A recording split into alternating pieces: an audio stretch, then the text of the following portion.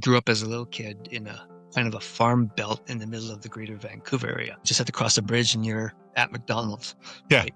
You Like get the cross best the of both bridge worlds. and then Yeah. it's Yeah. just like it's rhubarb fields and cow pastures and things like that. So I think people who come out to Bragg Creek all of a sudden go, wow, I'm at peace. Yeah. Right. You know, It is. it's quiet. Very quiet. All you can hear is the rumbling of the river in the Yes, back. but you don't want to be walking a trail and hear the bushes around. No, beside you do not. You do not want that. I think I've always sort of wanted that kind of a lifestyle. You know, I lived in Squamish for almost 10 years. That was very similar to here, and it grew. And if you go there now, they have big box stores.